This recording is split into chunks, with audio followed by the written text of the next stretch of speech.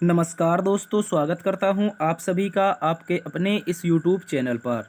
दोस्तों, आज हम देखने वाले हैं एक बार फिर से रीजनिंग की एक शानदार क्लास। आज है दोस्तों रीजनिंग की पार्ट संख्या 42।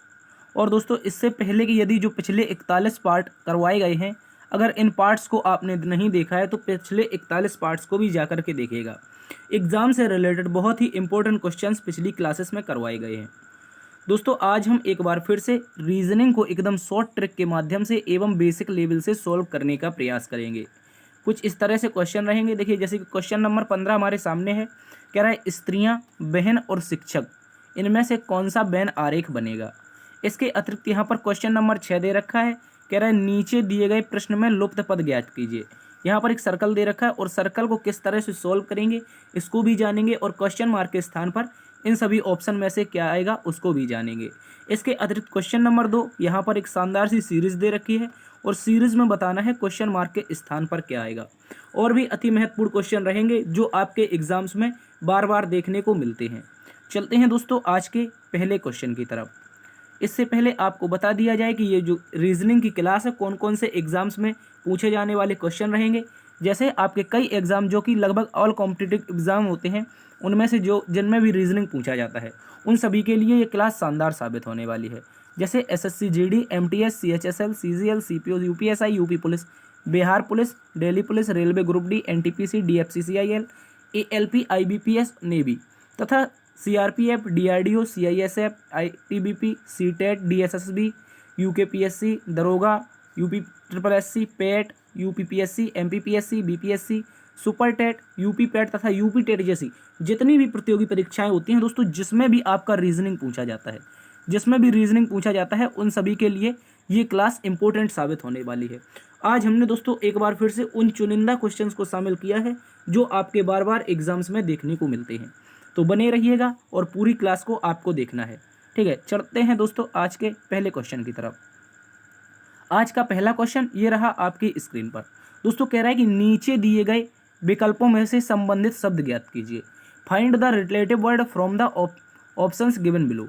यानी कि यहाँ पर हमको 4 ऑप्शंस दिए हैं, इनमें से बताना है कि कौन सा दोस्तों सही जो संबंध होगा वो क्वेश्चन मार्क के स्थान पर आएगा। देखिए, अगर हम बात कर लेते हैं कौन सा संबंध बनेगा, तो सबसे पहले देखते हैं हम वायु के बारे में। सबसे पहले वायु को देखते हैं। तो जिस प्रकार वायु श्वास से संबंधित है, उसी प्रकार जो रक्त होता है वो किससे संबंधित हो जाएगा। इसको आप लोग अच्छे से याद रखेंगे। शानदार सा क्वेश्चन है, इंपॉर्टेंट क्वेश्चन है। अब देखिए हम इसको किस तरह से सॉल्व करेंगे। कह रहा है यहाँ पर वायु का श्वास से कैसे संबंध है। देखिए, जो वायु होती है इसको श्वास के माध्यम से, किसके माध्यम से याद रखेंगे, श्वास के माध्यम से हम अपने शरीर में क्या करते हैं, ग्रहण करते हैं। यानी कि जो माध्यम होता है वायु का जो माध्यम होता है वो आपका जो शरीर में जाने का माध्यम है वो क्या है दोस्तों, आप कहेंगे श्वास है। क्या है, श्वास। यानी कि जब हम श्वास लेंगे तो वायु इसी माध्यम से हमारे शरीर के अंदर जाती है, यानी कि हमें श्वास लेने के काम आती है। उसी प्रकार जो रक्त होता है, रक्त जो हमारा शरीर होता है, इस शरीर में जो रक्त चलता है या विभिन्न जो अंग होते हैं उनमें जाता है, वो किस तरह से जाता है। तो दोस्तों हमने पढ़ा है वायु में क्या होता है, रक्त का परिसंचरण होता है। यानी कि रक्त क्या करता है, परिसंचरण के माध्यम से पूरे शरीर में जाता है। तो इसका जो राइट आंसर बनेगा, क्वेश्चन मार्क के स्थान पर जो आएगा वो हमारा दोस्तों परिसंचरण आ जाएगा। क्या आ जाएगा, परिसंचरण। शानदार सा क्वेश्चन है, इसको आप लोग अच्छे से याद रखेंगे। मोस्ट इंपॉर्टेंट क्वेश्चन है, वेरी वेरी इंपॉर्टेंट क्वेश्चन है, इसको आप लोग याद रखेंगे, एग्जाम में पूछा गया क्वेश्चन है। तो वायु हमारी जिस प्रकार से श्वास के माध्यम से शरीर में जाती है, तो दोस्तों जो रक्त होता है वो परिसंचरण के माध्यम से पूरे शरीर में गमन करता है। बढ़ते हैं दोस्तों आज के अगले क्वेश्चन की तरफ। दूसरा क्वेश्चन हमारे सामने ये रहा, और दूसरा क्वेश्चन कह रहा है कि निम्नलिखित में से कौन सी संख्या दी गई श्रृंखला में प्रश्नवाचक चिन्ह के स्थान पर आएगी। तो बताना है which of the following numbers will become in the place of question mark in the given series. यानी कि ये एक सीरीज दे रखी है और इस सीरीज में हमें बताना है कि कौन सी संख्या इस लास्ट वाले क्वेश्चन मार्क के स्थान पर आएगी। अब देखिए, इस क्वेश्चन को जब हम सोल्व करेंगे तो इस क्वेश्चन को किस तरह से सोल्व करते हैं। तो यहाँ पर एक नंबर सीरीज दे रखी है, 1 है, 5 है, 14 है, 30 है, 55 है, 91 है, और क्वेश्चन मार्क के स्थान पर बताना है। तो यहाँ पर हम क्या देख लेते हैं, इन सभी का दोस्तों अंतर देख लेते हैं। क्या देख लेते हैं, अंतर। और जैसे ही अंतर देखते हैं 1 और 5 के बीच में, तो दोस्तों हमें 4 का अंतर दिखाई देता है। और 5 और 14 के बीच में अंतर देखते हैं तो दोस्तों यहाँ पर हमें अंतर दिखाई देता है 9 का। और 14 और 30 के बीच में अंतर देखते हैं तो 14, 6, 20, 10, 30, यानी कि 16 का अंतर है। और आगे 30 और दोस्तों 55 में अंतर है 25 का।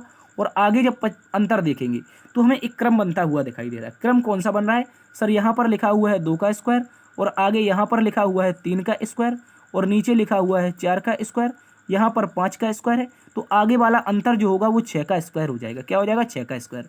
ठीक है, तो जैसे ही 55 में हम 36 जोड़ेंगे तो कितना आएगा? 91 आएगा। तो उसी प्रकार से अब हमें बताना है कि क्वेश्चन मार्क जो हमें दे रखा है इसके स्थान पर क्या आएगा। तो जब देखिए 2 का स्क्वायर, 3 का स्क्वायर, 4 का स्क्वायर, 5 का, 6 का, तो अगला स्क्वायर जो आएगा दोस्तों वो 7 का स्क्वायर आएगा। क्या आएगा? 7 का स्क्वायर। और 7 का स्क्वायर हमें पता है दोस्तों कितना होता है? 49 होता है। और 49, इसी 49 को हम 91 में जोड़ देंगे। कितने में जोड़ देंगे? आप कहेंगे सर 91 में 49 को जोड़ देंगे। और जब 49 को जोड़ने जाएंगे तो 9 1 10 हो जाएगा और 9 4 13 1 14, यानी कि 140 आएगा। तो क्वेश्चन मार्क के स्थान पर जो नंबर आएगा उसका राइट आंसर होगा 140। क्या होगा दोस्तों? 140 हमारा राइट आंसर हो जाएगा। ऑप्शन नंबर बी हमारा सही उत्तर हो जाएगा। वेरी वेरी इंपॉर्टेंट क्वेश्चन है, इसको याद रखेंगे। कई बार एग्जाम में ऐसा क्वेश्चन देखने को मिला है। तो इसका हम क्या करेंगे? अंतर देखेंगे और जो अंतर मिल रहा था वो हमें स्क्वायर के फॉर्म में कुछ नंबरों का स्क्वायर दे रखा था जो कि क्रमवार एक सीरीज बना रहे थे। तो लास्ट में जो ऑप्शन आएगा क्वेश्चन मार्क के स्थान पर, ऑप्शन नंबर बी 140 आ जाएगा। इसको याद रखेंगे। चलते हैं दोस्तों अगले क्वेश्चन की तरफ। अगला क्वेश्चन, क्वेश्चन नंबर 3, यहाँ पर कह रहा है कि एक निश्चित कूट भाषा में यदि गो को 32 लिखा जाता है, सी को 49 लिखा जाता है तो सम को क्या लिखा जाएगा। देखिए यहाँ पर कोडिंग डिकोडिंग का एक शानदार सा क्वेश्चन है। कह रहा है in a certain code language go is equal to 32 and C is equal to 49, then what will be code of the sum. तो हमें सम का कोड बताना है, क्या हो जाएगा। देखिए इस क्वेश्चन को हम किस तरह से सॉल्व करेंगे। तो सबसे पहले क्या लिखा हुआ है दोस्तों? गो लिखा हुआ है। क्या है? गो। और गो का कोड क्या दिया है? 32 दिया है। तो क्या हम कई तरह से इसको कोड को 32 ला सकते हैं? दोस्तों यहाँ पर गो में होता है 7, यानी कि जी का कोड होता है 7 और ओ का होता है 15। तो ये तो दोस्तों आएगा 22, लेकिन इस पर इसका 32 नहीं आ रहा है। अब देखिए इसको एक हम लॉजिक लगाएंगे। इसमें लॉजिक क्या करेंगे? जो भी हमें नंबर दे रखा है यानी कि गो दे रखा है, इसका निकाल देते हैं अपोजिट। क्या निकाल देते हैं दोस्तों? अपोजिट निकाल देते हैं। ठीक है, अपोजिट निकाल देते हैं तो इसका शायद नंबर 32 आ जाए। तो जी का अपोजिट होता है जीटी रोड यानी कि टी होता है, और ओ का होता है ओ यानी कि लव। ठीक है, एल हो जाएगा। तो इन दोनों को जोड़ेंगे क्या दोस्तों? हमारा 20 आएगा। यहाँ पर 20 हो जाएगा, सॉरी 32 आएगा। तो 20 होता है टी का और एल का होता है 12। तो कितना हो जाएगा दोस्तों? हम कहेंगे 32 आ जाएगा, जो कि दिया हुआ है। ठीक है, उसी क्रम में सेम लिखेंगे किसका? सी का। सी का क्या करेंगे हम? सबसे पहले इनके अपोजिट नंबर लिखेंगे। तो एस का क्या होता है? एच होता है, यानी कि हाई स्कूल पढ़ते हैं इसको। और एच का जस्ट अपोजिट एस हो जाएगा। और ई का अपोजिट होता है इवनिंग, इवनिंग यानी कि ईवी। और इन सभी को आपस में क्या करेंगे दोस्तों? जोड़ देंगे। एच का कोड 8 होता है, एस का कोड 19 होता है और वी का कोड 22 होता है। तो क्या हमारा दिया हुआ नंबर 49 आ रहा है? आप कहेंगे सर 22 8 30 और 30 और 19 49, यानी कि आ रहा है। तो अब हमें बताना है दोस्तों सम का कोड। किसका बताना है? आप कहेंगे सर सम का कोड। और सम को कुछ इसी तरह से हम लिखेंगे SOME, और इनके सीधे अपोजिट लिखेंगे। एच आ जाएगा एस का, और ओ का हमने चेक किया था अभी क्या था? लव यानी कि एल था। और एम का होता है मन यानी कि एन हो जाता है। और ई का होता है इवनिंग। तो इन सभी को हम क्या करेंगे? एक बार फिर से सभी का कोड जोड़ देंगे। तो एच हो जाता है 8 पर, एल होता है 12 पर, एन होता है दोस्तों 14 पर, और बी होता है 22 पर। अब सभी को जोड़ते हैं तो 22 और 4 कितना हो जाएगा? 22 4 26 और 10 36 हो जाएगा। 36 2 38, 10 48 हो जाएगा। और 48 में 8 जुड़ेगा तो कितना आ जाएगा सर? 48 8 56 होता है। क्या होता है? 48 8 56। और 56 हमारा ऑप्शन नंबर ए में दे रखा है। क्या दे रखा है? ऑप्शन नंबर ए में। दोस्तों ऑप्शन ए सही उत्तर हो जाएगा। यहाँ पर दिया था जो भी कोड भाषा में जो भी हमको अक्षर दिए थे उनके अपोजिट करके जब हम प्लस करेंगे तो हमारा दिया हुआ नंबर आ जाएगा। ठीक है, ये दिया हुआ आ जाएगा। उसी प्रकार जब सम के अपोजिट करके प्लस करेंगे तो इनका जो कोड आएगा वो 56 आएगा। इसको याद रखेंगे। बढ़ते हैं दोस्तों अगले क्वेश्चन की तरफ। अगला क्वेश्चन दोस्तों हमसे कह रहा है कि नीचे दी गई एक अक्षर श्रृंखला में कौन सा समूह खाली स्थान पर क्रमवार रखने पर दी गई श्रृंखला को पूरा करेगा। यानी कि ये एक हमको शानदार सी श्रृंखला दे रखी है और इसमें बताना है कि इनमें से कौन सा समूह है जो इस श्रृंखला को पूरा करेगा। शानदार सा क्वेश्चन है, इसको देखते हैं। सबसे पहले हमने आपको बताया था जब भी इस तरह का क्वेश्चन दिया जाए क्या करना है सर? सबसे पहले नंबर काउंट करने हैं और नंबर काउंट करके उनको क्या करेंगे? बराबर भागों में बांटने का प्रयास करेंगे। तो सबसे पहले 1 2 3 4 5 6 7 8 9 10 11 12 13 14 15, यानी कि दोस्तों हमें यहाँ पर कुल मिलाकर के नंबर मिलते हैं 15। कितने मिलते हैं? आप कहेंगे सर 15 नंबर मिले। तो या तो दोस्तों इनके हम 3 गुणा 5 के पेयर बना लें या फिर 5 गुणा 3 के पेयर बना लें। तो इस बार क्या करते हैं हम दोस्तों? छोटे वाला पेयर बनाते हैं। क्या बनाते हैं? छोटा वाला पेयर बनाते हैं, यानी कि 3 गुणा 5 का। तो 3 गुणा 5 का पेयर किस तरह से बनेगा? तो पहले 3 ये रहे, दूसरे 3 ये रहे, तीसरे यहाँ पर और चौथे यहाँ पर लास्ट वाले ये हो जाएंगे। अब देखिए इनमें हम क्या करते हैं, फिल करते हैं। तो फिल क्या करेंगे, हमें यहाँ पर मिडिल में डी दे रखा है, तो इसमें भी डी फिल कर देते हैं, इसमें भी डी फिल कर देते हैं। और यहाँ पर पहले स्थान पर ए है तो यहाँ पर ए फिल कर देते हैं, यहाँ पर ए हो जाएगा, और लास्ट में सी दे रखा है तो इसमें सी हो जाएगा, और लास्ट में यहाँ पर भी सी हो जाएगा। तो हमें एक पेयर बनेगा, 3 गुणा 5 का जो पेयर बन रहा है वो पेयर बन रहा है एडीसी का। किसका बन रहा है, एडीसी का। इसको आप लोग अच्छे से याद रखेंगे। एडीसी 5 बार दे रखा है।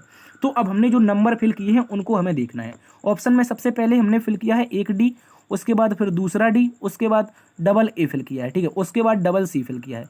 तो इस तरह से जो भी ऑप्शन होगा, double D double A double C, double D double C इसमें है, यहाँ पर डबल डी है ही नहीं, तो ऑप्शन नंबर बी हमारा क्या हो जाएगा दोस्तों, सही उत्तर हो जाएगा। आशा करते हैं ये क्वेश्चन आपको समझ में आया होगा। तो शानदार सा क्वेश्चन था। करना क्या था, कई बार क्वेश्चन ऐसा करवाया है, सबसे पहले नंबर काउंट करते हैं और उनको बराबर बराबर भागों में बांटते हैं, जो भी पेयर बनता है और उसमें निकाल लेते हैं कौन से नंबर हमने भरे हैं। तो हमने नंबर भरे हैं double D double A double C, option number B सही उत्तर है। चलते हैं अगले क्वेश्चन की तरफ। अगला क्वेश्चन दोस्तों कह रहा है कि यदि प्रथम अर्धांश को और द्वितीय अर्धांश, यानी प्रथम अर्धांश और द्वितीय अर्धांश को दोनों क्रमशः विपरीत क्रम में लिखें तो कौन सा अक्षर दाएं से 15वें के दाएं 16वां होगा। कह रहा है if both first half and second half are written in reverse order, ठीक है, reverse order respectively, then which letter will be 6th to the right of 15th from the right. यानी कि राइट से 15वां का राइट 6 कौन होगा ये बताना है। राइट से 15वां का राइट 6 कौन सा हो जाएगा ये हमें बताना है। तो सबसे पहले हमने कई बार आपको दोस्तों करवाया है, जो अर्धांश होते हैं, जो अल्फाबेट वर्णमाला होती है वो 2 अर्धांशों में बटी होती है। कितने में, 2 में, ठीक है, याद रखेंगे, दो अर्धांशों में बटी होती है, ठीक है। तो 2 अर्धांश कौन कौन से होते हैं दोस्तों। पहला जो अर्धांश होता है उसको थोड़ा कलर चेंज कर लेते हैं यहाँ पर। पहला अर्धांश हमारा ए से लेकर एम तक होता है, कहाँ तक, ए से लेकर एम तक, और दूसरा होता है दोस्तों एन से लेकर के जेड तक। अब लेकिन हमें क्या करना है, इन दोनों को विपरीत क्रम में लिखना है, यानी क्रमशः लिखना है। पहला एम से ए लिखना है और उसके बाद दूसरा एन से जेड लिखना है, ठीक है, ये लिखना है। अब इनमें बताना है कि राइट से 15 का राइट 6 क्या हो जाएगा, ठीक है। तो अब देख लेते हैं, यहाँ पर राइट से 15 दे रखा है और यहाँ पर राइट 6 ही दे रखा है, ठीक है। तो हमने दोस्तों बताया था जब भी राइट आए तो क्या करना है दोस्तों, माइनस कर देना है। लेफ्ट आए तो भी माइनस करना है। यदि लेफ्ट राइट आ जाए या फिर राइट लेफ्ट आ जाए तो इन दोनों की में क्या होता है, प्लस हो जाता है। यानी कि अपोजिट जब भी आता है तो प्लस कर देते हैं, यदि समान आता है तो माइनस कर देते हैं। और ऐसा करते कैसे हैं, पहले वाले नंबर को उठाते हैं। पहला वाला जो हमको नंबर दे रखा है, यानी कि पहला राइट है तो राइट को उठाएंगे और इनमें से दोनों को क्या कर देंगे, घटा देंगे। और 15 में से जैसे ही 6 जाएगा तो कितना बचेगा, 9 बचेगा सर। राइट से हमें 9वां निकालना है। तो ये अब हमारी श्रृंखला विपरीत क्रम में बनने के बाद आई, और अब हमें इसमें बताना है राइट से 9वां, ठीक है। यहाँ पर हमने इसको विपरीत नहीं लिखा है, ठीक है, इसको हमने दोस्तों विपरीत नहीं लिखा है। ये कुछ इस तरह से बनेगी, जेड से एन बनेगी। क्या बनेगी, जेड से एन, ठीक है। इसके लिए माफी चाहेंगे क्योंकि हमसे कहा था क्रमशः दोनों को विपरीत क्रम में लिखना है, ठीक है। तो ये जेड से एन होगी, क्योंकि ये एन जेड तो सेम ही होती है, तो जेड से एन होगी। अब हमें यहाँ से बताना है कि राइट से 9वां कौन सा होगा। तो राइट से 9वां कौन सा होगा, आप कहेंगे सर इस तरह से हमारा लिखा था। क्या लिखा था, एम से क्या लिखा था दोस्तों, एम से ए लिखा था। क्या लिखा था, एम से ए लिखा था, और उसके बाद क्या लिखा था, आप कहेंगे सर जेड से क्या लिखा था, एन लिखा था। तो एन से शुरुआत कर लेते हैं। एन के बाद क्या होता है, एन के बाद होता है ओ, उसके बाद पी, फिर क्या होता जाता है क्यू, उसके बाद आर, फिर एस, फिर टी, फिर यू, फिर क्या हो जाता है वी। तो इस तरह से हमें क्या बताना था, राइट से 15 का राइट 6 बताना था। तो क्या आया था, राइट से 9 आया था। तो राइट से 9वां, यानी कि यहाँ से गिनेंगे तो 9वां अक्षर कौन सा हो जाएगा। अब गिन लेते हैं, पहला, दूसरा, तीसरा, चौथा, 5वां, 6वां, 7वां, 8वां और 9वां। 9वां अक्षर क्या आ जाएगा दोस्तों, आप कहेंगे वी आ जाएगा। क्या आ जाएगा, वी। ऑप्शन नंबर ए हमारा सही उत्तर हो जाएगा। इसको आप लोग अच्छे से याद रखेंगे, ठीक है। हमसे कह रहा था कि प्रथम अर्धांश द्वितीय अर्धांश दोनों को विपरीत क्रम में लिखना है और उसके बाद राइट से 15 का राइट 6 बताना है। तो क्या आ जाएगा, वी आ जाएगा। शानदार सा क्वेश्चन था, इसको भी आप लोग याद रखेंगे। चलते हैं अगले क्वेश्चन की तरफ। अगला दोस्तों क्वेश्चन नंबर 6 कह रहा है कि नीचे दिए गए प्रश्न में लुप्त पद ज्ञात कीजिए। यहाँ पर एक सर्कल दे रखा है और यहाँ पर बताना है इस सर्कल का लुप्त पद क्या होगा। शानदार सा क्वेश्चन है, इसको आप लोग अच्छे से याद रखेंगे। देखिए इस क्वेश्चन में क्या करना है, या तो दोस्तों हम कुछ इस तरह से सॉल्व कर लें, या फिर क्या करें, आमने सामने सॉल्व कर लें। क्या कर लें, या फिर आमने सामने सॉल्व कर लें, या दोस्तों इस तरह से खाना डिवाइड करके, इस तरह से खाने डिवाइड करके अलग अलग खानों को सॉल्व कर लें, ठीक है। इसको याद रखेंगे।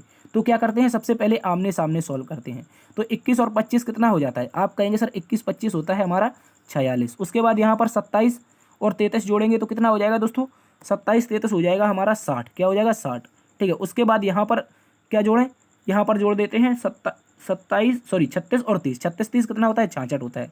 उसके बाद यहाँ पर क्या जोड़ें, तो इस तरह से हमें कोई लॉजिक समझ में नहीं आ रहा, तो हम इसको अपोजिट से कुछ नहीं बना सकते। लेकिन अब हम इनको क्या करें, 4 बराबर भागों में बांट लें और चारों भागों को अलग अलग क्या कर दें, सोल्व कर दें। तो 4 बराबर भागों में बांटने के पश्चात देखिए इन दोनों को जोड़ते हैं तो कितना आ जाएगा दोस्तों, आप कहेंगे 27 और 25, 5 12 4 4 5 यानी कि 52 आ जाएगा, ठीक है। उसके बाद यहाँ पर जोड़ते हैं तो कितना आ जाएगा, 30 और 23, 23 और 23 हो जाता है 53, ठीक है। और उसके बाद यहाँ पर जोड़ लेते हैं, इन दोनों को जोड़ लेते हैं तो 33 और 21 ये हो जाता है दोस्तों 54, क्या हो जाता है 54। और अगला वाला जब जोड़ेंगे तो क्या आना चाहिए, आप कहेंगे 52 53 54, और अगला वाला क्या आना चाहिए दोस्तों, 55 आना चाहिए। तो 55 में से सीधा 36 घटा देते हैं तो शेष आ जाएगा जो हमें रखना होगा। तो 55 में से 36 घटाएंगे कितना बचेगा, आप कहेंगे सर 15 में से 6 गया 9 और उसके बाद 1 यानी कि 19 आएगा। क्या आएगा दोस्तों, 19। और ऑप्शन नंबर इसमें डी में दे रखा है 19। देखिए कुछ नहीं चल रहा था यहाँ पर, इस तरह से लॉजिक चल रहा था, इस तरह से चलना है और अलग अलग चारों हाफों को सॉल्व करना है। तो इनका जो क्रम बनेगा, पहला आप में 52, दूसरे में 53, तीसरे में 54 और चौथे में कितना आना चाहिए, 55। और जैसे ही 36 में 19 जोड़ेंगे तो दोस्तों हमारा 55 प्राप्त हो जाएगा। तो क्वेश्चन मार्क के स्थान पर क्या आएगा दोस्तों, 19 आएगा। क्या आएगा, 19। इसको आप लोग अच्छे से याद रखेंगे, ये भी शानदार सा क्वेश्चन था। बढ़ते हैं दोस्तों अगले क्वेश्चन की तरफ। अगला क्वेश्चन नंबर 7 कह रहा है कि दिए गए विकल्पों में से वह विकल्प चुनें जिनमें संख्याओं का सेट प्रश्न के समान दिखाई देता है। यानी कि ये संख्याओं का सेट है, ये प्रश्न संख्या के समान दिखाई देने वाला जो भी ऑप्शन होगा वो दोस्तों हमारा सही उत्तर हो जाएगा। इसको आप लोग अच्छे से याद रखेंगे। कह रहा है from the given option select the option which the set of numbers look similar of the question. यानी क्वेश्चन के समान ये इस क्वेश्चन के समान जो भी ऑप्शन होगा उसको हमें चुनना है। तो दोस्तों यहाँ पर क्या दे रखा है, आप कहेंगे सर यहाँ पर दे रखा है 7 दूनी 14 मल्टीप्लाई 2 और प्लस में 2, प्लस में 1 मल्टीप्लाई 2 प्लस में 1। और उसी प्रकार 15 दूनी 30 मल्टीप्लाई 2 और प्लस में कितना हो जाएगा, आप कहेंगे सर 1 हो जाएगा। तो गुणा 2 और प्लस में 1 किसी ऑप्शन में चल रहा है, आप कहेंगे गुणा 2 नहीं हो रहा है, गलत है। गुणा 2 हो सकता है, ठीक है। उसके बाद यहाँ पर गुणा 2 नहीं हो रहा है तो ये भी गलत, यहाँ पर भी गुणा 2 हो सकता है, कुछ समान हो सकता है। तो अब देखिए यहाँ पर क्या करते हैं, पहला ऑप्शन दूसरा ऑप्शन चेक करते हैं। 5 दूनी 10 प्लस 3 हो रहा है, ठीक है। उसके बाद क्या हो जाएगा, 13 दूनी क्या ना होना चाहिए 26, और 26 में 2 जोड़ रहा है तो यहाँ पर सिमिलर नहीं चल रहा है। या तो ये सिमिलर चल जाए तो ऑप्शन सही हो सकता है, ठीक है। मल्टीप्लाई 2 और प्लस में सिमिलर सही शब्द हो जाए तो वो सही हो सकता है। अब ऑप्शन नंबर डी को चेक करते हैं। ऑप्शन नंबर डी बचता है हमारे पास, तो क्या दे रखा है 15, उसके बाद दोस्तों 13, उसके बाद क्या दे रखा है 29। तो यहाँ पर क्या चल रहा है, गुणा में 2 और प्लस में 3, ठीक है। और आगे क्या चल रहा है दोस्तों, आप कहेंगे गुणा में 2 और प्लस में 3। तो ये हमारा सिमिलर चल रहा है, ठीक है। सिमिलर कैसे, देखिए यहाँ पर भी 1 प्लस हुआ था, यहाँ पर भी 1 प्लस हुआ है, तो मल्टीप्लाई तो दोनों में 2 है, लेकिन यहाँ पर 3 प्लस हुआ है और अगले वाले में भी 3 प्लस हुआ है। इस प्रकार से हमारा ऑप्शन नंबर डी सही उत्तर हो जाएगा। इसको आप लोग अच्छे से याद रखेंगे दोस्तों। Option number D most important question है। ऐसा क्वेश्चन एग्जाम में देखने को मिलता है, बहुत ज़्यादा देखने को मिलता है, ठीक है। जो आधुनिक एग्जाम्स करवाए जा रहे हैं उनमें ये बहुत ज़्यादा क्वेश्चन देखने को मिल रहे हैं, ठीक है। मोस्ट इंपॉर्टेंट क्वेश्चन है, इसको याद रखेंगे। तो इसका जो राइट आंसर बनेगा ऑप्शन नंबर डी। चलते हैं अगले क्वेश्चन की तरफ। अगला क्वेश्चन दोस्तों कह रहा है कि यहाँ पर गणितीय समीकरण का एक शानदार सा क्वेश्चन है। कह रहा है यदि माइनस विभाजन का चिन्ह हो, प्लस गुणन का चिन्ह हो, और ये डिवाइड घटाने का, और ये मल्टीप्लाई जोड़ने का, तो दिए गए प्रश्न का उत्तर क्या होगा। यहाँ पर एक हमको प्रश्न का समीकरण दे रखा है, इस समीकरण को सॉल्व करना है। तो किस तरह से सॉल्व करेंगे, सबसे पहले दिए प्रश्न के अनुसार जो भी कह रहा है चेंज करने को, उसको चेंज कर देते हैं। तो सबसे पहले क्या लिखेंगे दोस्तों, 100 लिखेंगे। उसके बाद क्या लिखेंगे, 5 लिखेंगे, आगे 10 लिखेंगे, और आगे क्या लिखेंगे 250 लिखेंगे, और आगे 200 लिखेंगे, ठीक है। अब इनके क्या करना है, हमको नंबर चेंज कर देने, यानी कि सिंबल चेंज कर देने। तो पहले प्लस है, तो प्लस का अर्थ क्या लिखा है दोस्तों, गुणा लिखा है, गुणा लिखा है, ठीक है। उसके बाद दूसरे में क्या है, माइनस, और माइनस का क्या लिखा है, डिवाइड लिखा है। क्या लिखा है, डिवाइड, ठीक है। इसको याद रखेंगे, माइनस का डिवाइड लिखा गया है, ठीक है। इसको याद रखेंगे। आगे कह रहा है यहाँ पर क्या था, मल्टीप्लाई, और मल्टीप्लाई किसके लिए है दोस्तों, जोड़ने के लिए, ठीक है। और आगे क्या कह रखा था, ये जो डिवाइड है यानी कि डिवाइड है, इसको किसके लिए, घटाने के लिए, तो इसको घटाने के लिए। अब इसको दोस्तों हम सॉल्व करते हैं। किस तरह से सॉल्व करेंगे, आप लोग इसको अच्छे से देखिएगा। देखिए यहाँ पर क्या लिखा है दोस्तों, 100 लिखा है, ठीक है। 100 के बाद मल्टीप्लाई 5 है, और बटे में कितना है, 10 है। आगे प्लस में कितना है दोस्तों, 250 है, और माइनस में कितना है, 200 है, ठीक है। इसको देखिएगा, तो 10 से काटते हैं, 10 दसारम 100, ठीक है। 10 दसारम 100 हो गया। और आगे अब इस तरफ सॉल्व कर लेते हैं। तो 10 पना कितना हो जाएगा, जब इसका मल्टीप्लाई होगा 10 का 5 में, तो कितना होगा, 50 होगा। उसी प्रकार प्लस में क्या हो जाएगा, 250, और माइनस में 200 हो जाएगा, ठीक है। तो हम बोर्ड मास का जब प्रयोग करते हैं तो पहले डिवाइड, फिर मल्टीप्लाई, फिर क्या करते हैं, ऐड करते हैं। तो ऐड करेंगे 50 और 250 कितना हो जाएगा, 300 हो जाएगा। और इसमें से कितना जाएगा दोस्तों, 200 जाएगा, तो कितना बचेगा, आप कहेंगे सर 100 बचेगा। क्या किसी ऑप्शन में 100 दे रखा है, ऑप्शन नंबर सी में 100 दे रखा है, ऑप्शन नंबर सी दोस्तों हमारा सही उत्तर हो जाएगा। ठीक है, इसको भी आप लोग अच्छे से याद रखेंगे, ये भी एक शानदार क्वेश्चन था जो बार बार एग्जाम्स में देखने को मिलता है। ठीक है, शानदार सा क्वेश्चन था, इसको बार बार इस क्वेश्चन की प्रैक्टिस कीजिए, इस तरह के क्वेश्चन देखने को मिल रहे हैं। चलते हैं अगले क्वेश्चन की तरफ। अगला क्वेश्चन दोस्तों कह रहा है कि यहाँ पर एक खुला हुआ पासा दिया गया है। क्या दिया गया है, याद रखेंगे, यहाँ पर एक खुला हुआ पासा दिया, कह रहा है नीचे एक खुला हुआ पासा दिया गया है जिसके एक पासे, इस पासे में क्यू के विपरीत सतह पर क्या आएगा। An open dice is given below, what will appear on the surface opposite to Q in this device. यानी कि ये एक ओपन डाइस है और ओपन डाइस में ये रहा क्यू, और क्यू के हमें क्या बताना है दोस्तों, अपोजिट बताना है। जब भी ओपन डाइस आता है तो हमने क्या बताया था, प्रत्येक जो तीसरा नंबर होता है, जो प्रत्येक थर्ड होता है, ये क्या होता है, एक दूसरे के अपोजिट होता है। किसमें, ओपन डाइस में। ओपन डाइस में प्रत्येक थर्ड एक दूसरे के अपोजिट होता है। तो यहाँ पर ओ के अपोजिट क्या हो जाएगा, एल हो जाएगा, और पी के अपोजिट हो जाएगा एन। और बचा कौन, अगर हम इसको जिगजैग लाइन से बना लेते हैं तो इस तरह से, सॉरी एक मिनट, यहाँ पर यदि हम इसको जिगजैग लाइन से बना लेते हैं तो क्यू से ये जिगजैग लाइन कहाँ पर रुकेगी, एन पर रुकेगी। ठीक है, तो क्यू का अपोजिट हमें क्या दिखेगा, एन दिखेगा। देखिए प्रत्येक तीसरा होता है तो ओ का अपोजिट मिल गया है एल। ठीक है, ओ का अपोजिट एल हो गया है। आगे यहाँ पर क्या है, जिगजैग लाइन बनाई तो क्यू का अपोजिट क्या आया दोस्तों, एन आया। ठीक है, क्या आया, एन। उसी प्रकार यहाँ पर पी का अपोजिट क्या था, एम। तो मात्र 2 सेकंड का क्वेश्चन था, इसको आप लोग अच्छे से याद रखेंगे। जो क्यू का अपोजिट पूछा है उसका right answer option number A हो जाएगा। ठीक है, इसको याद रखेंगे। प्रत्येक जो तीसरा नंबर होता है हमेशा ओपन डाइस में एक दूसरे के क्या होता है, अपोजिट होता है। ठीक है, इसको याद रखेंगे। चलते हैं अगले क्वेश्चन की तरफ। अगला क्वेश्चन दोस्तों कह रहा है कि नीचे दी गई आकृति में त्रिभुजों की संख्या ज्ञात कीजिए। यहाँ पर दोस्तों एक हमको आकृति दे रखी है, एक स्टार दे रखा है, और स्टार में बताना है कि कितने त्रिभुज होते हैं। देखिए हमने कई बार इस तरह के क्वेश्चन देखे हैं, नए विद्यार्थी तो इसको देख के जाएंगे, यदि पुराने हैं तो आप सभी को पता होगा इसका आंसर क्या होता है, 10 होता है। लेकिन नए विद्यार्थियों के लिए समझाना भी जरूरी है, इसको आप लोग अच्छे से देखिएगा किस तरह से इसका आंसर 10 आएगा। देखिए यहाँ पर कुछ हमें क्या दे रखा है, डाइस दे रखा है, सॉरी यहाँ पर एक आकृति दे रखी है यानी कि स्टार दे रखा है, और स्टार में बताना है कितने त्रिभुज हैं। तो सबसे पहले हम सिंपल त्रिभुज काउंट कर लेते हैं। तो आप कहेंगे सर पहला त्रिभुज ये, दूसरा त्रिभुज ये, और तीसरा त्रिभुज यहाँ पर, चौथा यहाँ पर, और पांचवा यहाँ पर। ठीक है, समझ में आ रहा है कौन सा। देखिए पहला ये वाला, उसी प्रकार दूसरा ये वाला, और तीसरा यहाँ पर ये वाला, और चौथा ये वाला, पांचवा ये वाला। ठीक है, इस तरह से 5 हमें दिखाई दिए। अब याद रखेंगे ये बाहर के हमें 5 मिल चुके हैं, इनको आप लोग दिमाग में रखेंगे। तो यहाँ पर लिख देते हैं 5 मिल चुके हैं। अब देखिए प्रत्येक पॉइंट को पकड़िए, इस पॉइंट को आप पकड़िए और इस पॉइंट से इस लाइन को ड्रॉ कीजिए। इस लाइन को जब आप ड्रॉ करेंगे तो हमें क्या मिलेगा, एक दोस्तों त्रिभुज मिलेगा। क्या मिलेगा, याद रखेंगे, इस लाइन को जब हम इस तरह से ड्रॉ करेंगे तो हमें क्या मिलेगा, एक त्रिभुज मिलेगा। अब इसका कलर चेंज कर लेते हैं। अब इस पॉइंट को पकड़ते हैं।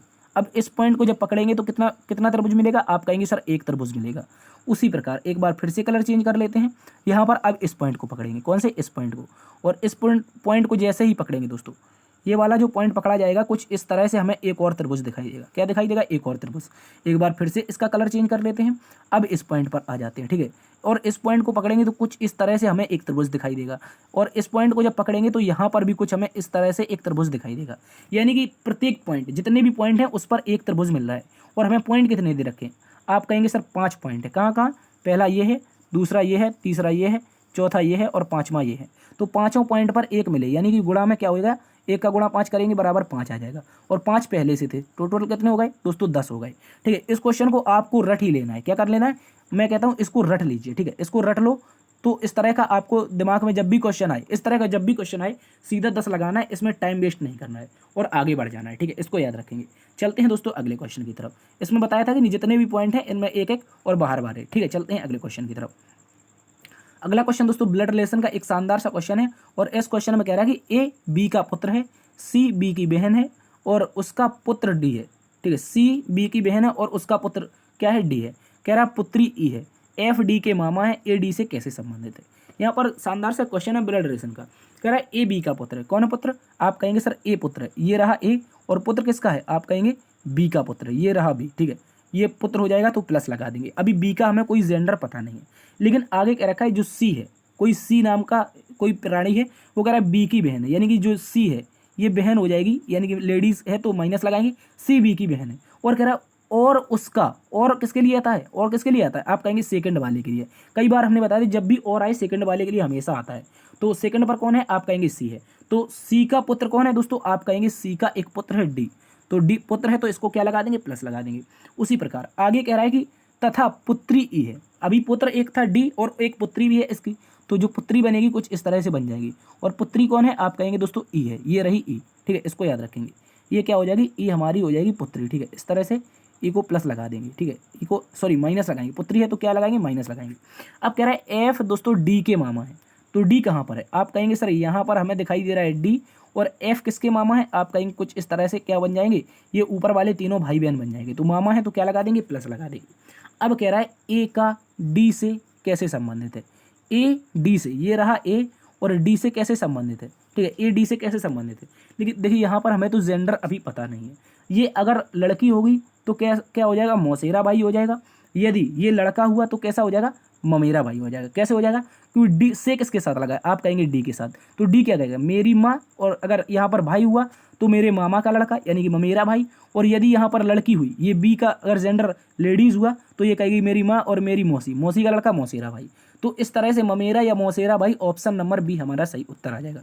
क्यों आ जाएगा, क्योंकि अभी तक हमें बी का कोई जेंडर पता नहीं है, ठीक है, क्योंकि हमें क्वेश्चन में बी का जेंडर नहीं दिया गया है। इस तरह से या तो मौसेरा भाई या फिर ममेरा भाई, ऑप्शन नंबर हमारा बी सही उत्तर हो जाएगा। मोस्ट इंपॉर्टेंट क्वेश्चन है, ऐसा एग्जाम में अक्सर क्वेश्चन देखने को मिलता है, जो भी एग्जाम होता है ये क्वेश्चन हमेशा देखने को मिलता है, तो याद रखेंगे, शानदार सा क्वेश्चन है। चलते हैं दोस्तों अगले क्वेश्चन की तरफ। अगला क्वेश्चन, क्वेश्चन नंबर 12 कह रहा है कि यदि 10 अगस्त 2020 यदि 10 अगस्त 2020 को सोमवार था तो 31 दिसंबर 2020 को कौन सा दिन होगा। कह रहा है if 10 August 2020 was Monday then which day will be on 31 December 2020, ठीक है। तो हमें बताना 2020 की लास्ट डेट कौन सी हो जाएगी। तो हमें सबसे पहले पता है कि 10 अगस्त है, क्या है दोस्तों, 10 अगस्त है, और डेट कौन सी है, आप कहेंगे 2020 है, ठीक है, 2020 है। और जाना कहाँ तक है, अगस्त के बाद क्या होता है, सितंबर होता है, ठीक है, सितंबर के बाद क्या होता है, अक्टूबर होता है, फिर क्या होता है, नवंबर, उसके बाद दिसंबर, और दिसंबर का 31 डे बताना है। क्या बताना है, 31 डे बताना है, इसको याद रखेंगे। 31वां डे बताना है कौन सा हो जाएगा। तो हम सबसे पहले इसके क्या निकाल लेंगे, ओवरऑल विषम दिन निकाल लेंगे। क्या निकालेंगे, विषम दिन। तो अगस्त में टोटल हमें पता है अगस्त होता है 31 का, और 10 दिन चले गए तो कितने बचेंगे, आप कहेंगे सर 21। तो अगस्त में कितने बचे, 21 दिन बचे। और उसी प्रकार सितंबर पूरा 30 दिन का हो जाएगा, अक्टूबर 31 का, और नवंबर कितने का हो जाएगा, 30 का। और इन सभी को जोड़ देंगे, 21 30 31 30 31, ठीक है। 31 दूना कितना, 62 हो जाएगा, और 30 दूना 60, 60 और 62, ठीक है, 60 और 62, और यहाँ पर कितना हो जाएगा, 21। इन सभी को जोड़ेंगे तो कितना आएगा, 6 दूनी 12, 6 दूनी 12 तो 14, यानी कि 143 आएगा। क्या आएगा दोस्तों, 143। और 143 में भाग किससे देंगे, 7 से देंगे, क्योंकि हम क्या निकालेंगे, विषम दिन के अनुसार इसको निकालेंगे। तो 7 से भाग दे देंगे, 7 दूना का हो जाता है 14, 7 दूना का 14 हो जाता है। और तो शेषफल कितना बच जाएगा, आप कहेंगे रिमाइंडर सर बचा है 3, और जो रिमाइंडर आया है, जो भी रिमाइंडर आया है दी हुई डे में क्या कर देंगे, जोड़ देंगे। तो सोमवार में 3 जोड़ेंगे, पहले होता है सोमवार, ठीक है, उसके बाद क्या हो जाएगा मंगलवार, ठीक है, और उसके बाद क्या हो जाएगा बुधवार, और बुधवार के बाद क्या हो जाएगा दोस्तों गुरुवार, क्या हो जाएगा गुरुवार, ठीक है। तो सोमवार में 3 जोड़ेंगे, मंगल बुध गुरु, तो गुरुवार कौन से ऑप्शन में दे रखा है, आप कहेंगे सर ऑप्शन नंबर डी हमारा सही उत्तर है। क्या हो जाएगा दोस्तों, ऑप्शन डी सही उत्तर हो जाएगा। मोस्ट इंपॉर्टेंट क्वेश्चन है, इसको भी याद रखेंगे। चलते हैं अगले क्वेश्चन की तरफ। अगला क्वेश्चन दोस्तों कह रहा है कि किसी घड़ी में 5:40 हो रहे हैं, तो बताओ घड़ी की दोनों सुइयों के मध्य बड़ा कोण कौन सा होगा। अब हमें बताना है इस क्वेश्चन में मैक्सिमम कोण जो यानी कि बड़ा कोण होगा वो क्या हो जाएगा, ठीक है, इसको याद रखना है। तो जो बड़ा कोण होगा उसके लिए हमने एक फॉर्मूला बताया था, कोई भी कोण निकालना हो छोटा या बड़ा, उसके लिए फॉर्मूला है 60H, और इन दोनों का डिफरेंस ले देना है, डिफरेंस ले लेना है 11m और बटे में 2, सीधा लगा देना है, दिए हुए समय में आपका कोण आ जाएगा। तो सबसे पहले क्या करेंगे दोस्तों, 60H दे रखा है, ठीक है, इस फॉर्मूले को याद रखेंगे, हमेशा एग्जाम में काम आएगा आप लोगों के लिए, ठीक है। और उसके बाद क्या हो जाएगा, डिवाइड बाई 2, ठीक है, इसको याद रखेंगे। तो यहाँ पर क्या करते हैं, आवर कितना है सर, आप कहेंगे 60, यानी कि 60 में कितना का 5 का गुणा होगा, ठीक है, 60 में होगा 5 का गुणा, और उसके बाद इनका डिफरेंस लेंगे, 11 में गुणा होगा किसका, 40 का, सॉरी यहाँ पर 11 में मल्टीप्लाई कितना का होगा, 40 का हो जाएगा, और डिवाइड में दोनों का आ जाएगा, ठीक है, इसको याद रखेंगे। अब देखिए यहाँ पर क्या दे रखा है हमको, 6 पंचे 30 यानी कि 300 दे रखा है, और उसके बाद दोस्तों क्या है, 11 चौके 44, 440 है, और बटे में है 2। अब इन दोनों का जब डिफरेंस निकालेंगे तो कितना आएगा, आप कहेंगे सर 140 आएगा, और 140 में भाग देंगे किससे, आप कहेंगे सर 2 से, तो 70 डिग्री आ जाएगा। क्या आ जाएगा, 70 डिग्री। लेकिन दोस्तों अभी हमें यहाँ पर ऑप्शन में कहीं भी 70 डिग्री नहीं दिखाई दे रहा है, ठीक है, कहीं भी 70 डिग्री नहीं है। क्यों नहीं है, क्योंकि हमसे क्वेश्चन में बड़ा कोण पूछा है, ठीक है। बड़ा कोण कैसे निकालते हैं, तो जो एक सर्किल होता है वो कितने का होता है दोस्तों, 360 का होता है। और छोटा कोण आ चुका है तो 70 डिग्री इसमें घटा देंगे तो कितना आ जाएगा, आप कहेंगे सर 290 आ जाएगा।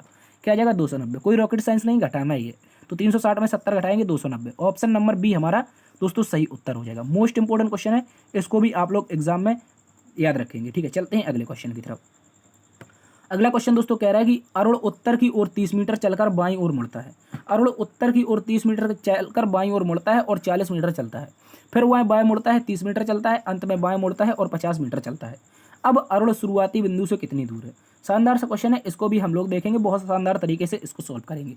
मान लीजिए अरुण यहाँ पर खड़ा था, यहाँ पर, और कहाँ पर चल रहा है, आप कहेंगे सर उत्तर में चला है। ठीक है, उत्तर में चला है और दूरी उसने कितनी तय की है, आप कहेंगे सर 30 मीटर तय की है। ठीक है, उसके बाद बाएं मुड़ा है और उस व्यक्ति का मुख, अरुण का मुख उत्तर दिशा में है, जो उसका बायां होगा वो दक्षिण दिशा में हो जाएगा। ठीक है, कई बार आपको करवाए, इस तरह से लिख लेंगे ईस्ट, उसके बाद दोस्तों 1 मिनट, ईस्ट के बाद क्या हो जाता है, ईस्ट के बाद यहाँ पर वेस्ट हो जाता है, यहाँ पर साउथ, ऊपर नॉर्थ हो जाता है। ठीक है, इसको याद रखेंगे। तो वेस्ट दिशा में जाएगा, उत्तर की ओर मुख है, बाएं मुड़ेगा, वेस्ट दिशा में जाएगा और दूरी कितनी तय करेगा, आप कहेंगे सर 40 मीटर की दूरी तय कर रहा है। ठीक है, ये रही 40 मीटर की दूरी उसने तय कर ली। अब कह रहा है फिर वह बाएं मुड़ता है और 30 मीटर चलता है। अब देखिए किसी व्यक्ति का मुख पश्चिम दिशा में है और वो बाएं मुड़ेगा तो कहाँ पर आएगा, आप कहेंगे सर दक्षिण में आएगा। ठीक है, इसको याद रखेंगे। इसका जो बनेगा आगे दक्षिण में आएगा 30 मीटर। अब देखिए यहाँ पर ये दोनों दूरी समान हो गई तो ये पॉइंट कैसा हो जाएगा, समान हो जाएगा। लेकिन आगे क्वेश्चन पढ़ते हैं। कह रहा है अंत में बाएं मुड़ता है, अभी भी नहीं रुका, बाएं मुड़ा और 50 मीटर चला। अब देखिए मेरा मुख मान लीजिए दक्षिण दिशा में है और मुझे बाएं मुड़ना है। अपने आप को स्वयं को देखिए, आपको बाएं मुड़ना है तो आप कहाँ जाएंगे, पूर्व दिशा में जाएंगे। कहाँ पर जाएंगे दोस्तों, पूर्व दिशा में। और पूर्व दिशा में दूरी कितनी तय की है उसने, आप कहेंगे सर 50 मीटर, क्वेश्चन में दे रखा है। ठीक है, 50 मीटर क्वेश्चन में दे रखा है। तो अब देखिए, अब बताना है कि शुरुआती बिंदु कौन सा था, आप कहेंगे शुरुआती बिंदु ये था। अब कहाँ पर पहुंच चुका है, इस दिशा में। ठीक है, तो अब देखिए यहाँ पर ऊपर 40 है, नीचे 50 है, तो 50 में से कितना घटाएंगे, 40 घटाएंगे तो कितना आ जाएगा दोस्तों, आप कहेंगे 10 आ जाएगा। और ये जो दूरी बचेगी कितनी बचेगी, 10 मीटर बचेगी। कितनी बचेगी, 10 मीटर। और हमसे केवल क्वेश्चन में दूरी पूछी है तो हमारा ऑप्शन नंबर डी सही उत्तर हो जाएगा। क्या हो जाएगा दोस्तों, ऑप्शन नंबर डी सही उत्तर हो जाएगा। इसको आप लोग अच्छे से याद रखेंगे, इस क्वेश्चन को रिवर्स करके जरूर देखिएगा। बढ़ते हैं अगले क्वेश्चन की तरफ। अगला क्वेश्चन आज का लास्ट क्वेश्चन है। कह रहा उस आरेख का चयन कीजिए जो दिए गए वर्गों में सही संबंध निरूपित करता है। कह रहा select the diagram which correctly represent the relationship between given class. ठीक है, इसको याद रखेंगे। तो हमें बताना है कि इनमें दिए गए वर्गों में सही निरूपण कौन सा डायग्राम करेगा। तो सबसे पहले क्या दे रखा है, आप कहेंगे सर स्त्रियां यानी कि लेडीज और बहनें, सिस्टर्स, शिक्षक, टीचर्स, ये दे रखे हैं। तो शिक्षक, बहनें और टीचर्स, स्त्रियों में क्या बताना है, हमें संबंध बताना है। तो सबसे पहले दोस्तों हम क्या करेंगे, एक सर्कल बनाएंगे। क्या बनाएंगे दोस्तों, सर्कल बनाएंगे। और वो सर्कल कैसा बनाएंगे, कुछ इस तरह से। ठीक है, ये रहा एक सर्कल और ये सर्कल को नाम देंगे हम लेडीज़ का, यानी कि स्त्रियों का। किसका देंगे दोस्तों, याद रखेंगे स्त्रियों का, यानी कि लेडीज़ का देंगे। ठीक है, इसके अंतर्गत क्या आते हैं, स्त्रियों के अंतर्गत ही तो बहनें आती हैं। जो बहनें होती हैं एक प्रकार की महिलाएं तो ही तो होती हैं, तो महिलाएं इसके अंतर्गत आ जाएंगी। ठीक, सॉरी, बहनें इसके अंतर्गत आ जाएंगी। ये क्या हो जाएंगी, हमारी सिस्टर्स हो जाएंगी। क्या हो जाएंगी, याद रखेंगे, बहनें हो जाएंगी। इनको हिंदी में लिख देते हैं बहनें। ठीक है, इसको याद रखेंगे। इसके अतिरिक्त अब जो कह रहा है टीचर्स, तो हमें पता है कि स्त्रियां, कई ऐसी महिलाएं हैं जो हमारे टीचर्स के पद पर रही हैं और कई ऐसी बहनें हैं जो भी टीचर्स के पद पर रही हैं। तो कुछ इस तरह से बनेगा, कुछ इस तरह से याद रखेंगे, कुछ इस तरह से बनेगा। और ये किसके लिए आ जाएगा, टीचर के लिए आ जाएगा। किसके लिए, याद रखेंगे, टीचर के लिए। ठीक है, क्यों, क्योंकि देखिए यहाँ पर कुछ बहनें हैं जो हमारी टीचर के पद पर तैनात हैं। ठीक है, उसके अतिरिक्त कुछ स्त्रियाँ भी ऐसी हैं जो टीचर के पद पर तैनात हैं। तो ये बड़ा वाला सर्कल टीचर का, और इसके बाद जो इस तरह से सर्कल बनेगा, और इस तरह का सर्कल हमें कहाँ पर दिखाई दे रहा है, आप कहेंगे सर ऑप्शन नंबर डी में दिखाई दे रहा है। दोस्तों ऑप्शन नंबर डी हमारा क्या हो जाएगा, सही उत्तर हो जाएगा। शानदार सा क्वेश्चन था, इसको आप लोग अच्छे से याद रखेंगे। स्त्रियां, बहनें, लेडीज के लिए जो डायग्राम बनेगा वो कुछ इस तरह से बनेगा। सबसे पहले लेडीज, उसके अंतर्गत सिस्टर्स, फिर उसके अंतर्गत क्या आ जाएगा, आपका टीचर्स आ जाएगा। ठीक है, इसको आप लोग अच्छे से याद रखेंगे। ऑप्शन नंबर डी सही उत्तर है। ठीक है, तो दोस्तों ये थी आज की क्लास। आशा करते हैं आज की क्लास आपको पसंद आई होगी। दोस्तों यदि पसंद आई है तो अपने क्लास को ज़्यादा से ज़्यादा दोस्तों में शेयर करना है। ठीक है, शेयर क्यों करना है, क्योंकि कई सारे विद्यार्थी हैं जिनको नहीं पता है, वो भटक रहे हैं आज तक, तो उनके लिए क्लास शेयर करनी है। जो अपने दोस्त हैं, यार मित्र हैं, उन सभी को शेयर करना है। यदि अभी तक आपने लाइक नहीं किया तो लाइक कर दीजिए। ठीक है, और कमेंट करके अपने आंसर कमेंट बॉक्स में बताइए। ठीक है, और देखते रहिए लर्न विद डीएस सर, देखते रहिए लर्न विद डीएस सर। ठीक है, और यदि अभी तक आपने सब्सक्राइब नहीं किया, देखिए अभी तक हमने जब से क्लास स्टार्ट की है तो आपसे सब्सक्राइब कर नहीं कहा। अब अभी तक हमारे 76% ऐसे व्यूअर बचे हुए हैं जिन्होंने सब्सक्राइब नहीं किया और वो हमको देखते हैं। तो प्लीज़ आपसे निवेदन है, कोई पैसा चार्ज नहीं लगता है इसके लिए, तो सब्सक्राइब जरूर कर लें। ठीक है, इस तरह से हम आपके लिए निरंतर मेहनत करते रहेंगे, निरंतर क्लासेस लाते रहेंगे। ठीक है, अपना ख्याल रखना। मिलते हैं कल एक नई क्लास में नई ऊर्जा के साथ। तब तक के लिए जय हिंद, जय भारत।